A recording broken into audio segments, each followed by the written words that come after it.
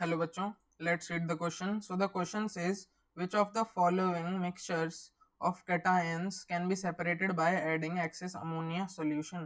तो ठीक है, तो इस क्वेश्चन में हमें बोल रखा है कि हम जब एक्सेस अमोनिया सोल्यूशन डालते हैं, ये पेयर ऑफ कैटायंस हमें दे रखे हैं, तो हम किस किस पेयर को डिस्टिंग्विश कर सकते हैं। तो हम देखते हैं इस क्वेश्चन का की कंसेप्ट। सबसे पहले तो इस क्वेश्चन का की कंसेप्ट आ जाएगा हमारा reaction of cations with excess ammonia, excess NH3 यानी excess ammonia। ठीक, तो सबसे पहले जब हम रिएक्शन करवाएंगे यहाँ पर, तो हमें ये ध्यान में रखना होगा कि सबसे पहले तो हम लिस्ट आउट कर लेते हैं हमारे कौन कौन से कैटायंस यूज हो रहे हैं। Cu2+ हो रहा है हमारा यूज, Pb2+ यूज हो रहा है हमारा, और हमारा Cd2+ कैडमियम भी यूज हो रहा है। तो जब हम यहाँ पर हमारा रिएक्शन होता है, तो सबसे पहले हम जिंक की बात करते हैं। तो जब हम जिंक का रिएक्शन करवाते हैं हमारे एक्सेस अमोनिया से, हम यहाँ पर सबका रिएक्शन एक्सेस अमोनिया से ही करवाएंगे, तो यहाँ पर हमारा एक कंपाउंड बनता है जो कि सॉल्युबल होता है, कॉम्प्लेक्स हमारा, जो कि होता है ZnNH3 होल 4 और यहाँ पर 2+, ये हमारा सॉल्युबल होता है, it is soluble in excess ammonia. ऐसे जो हमारा मैंगनीज 2+ बनाता है, तो ये एक ऐसा कंपाउंड बनाता है जो हमारा Mn2+ होता है, ये सॉल्युबल नहीं होता है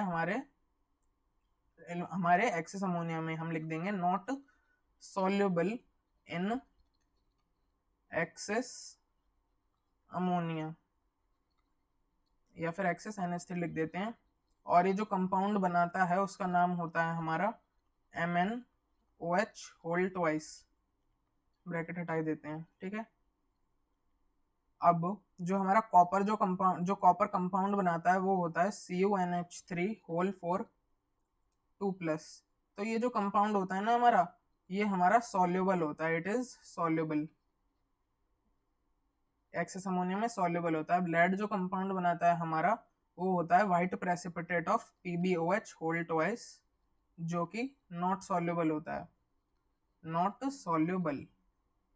सिमिलरली कैडमियम जो होता है वो हमारा CdOH होल ट्वाइस बनाता है, जो कि हमारा सिमिलरली नॉट सॉल्युबल होता है। तो हम देख सकते हैं ऑप्शंस में कि हमें बोल रखा है जिंक और मैग्नीशियम को क्या हम अलग कर सकते हैं। तो जिंक हमारा सॉल्युबल है और हमारा मैग्नीशियम नॉट सॉल्युबल है, तो हाँ जी हम कर सकते हैं इन दोनों को सेपरेट। और यहाँ पे बोल रखा है जिंक और कैडमियम की बात, तो जिंक हमारा सॉल्युबल है, कैडमियम हमारा नॉट सॉल्युबल है, तो ये भी हमारा करेक्ट ऑप्शन हो गया। हमारा यहाँ पर जिंक और लेड की बात हो रही है, तो जिंक तो सॉल्युबल है पर लेड तो सॉल्युबल नहीं है, तो यानी ये दोनों अलग अलग हो जाएंगे, तो ये भी हमारा सही ऑप्शन हो गया।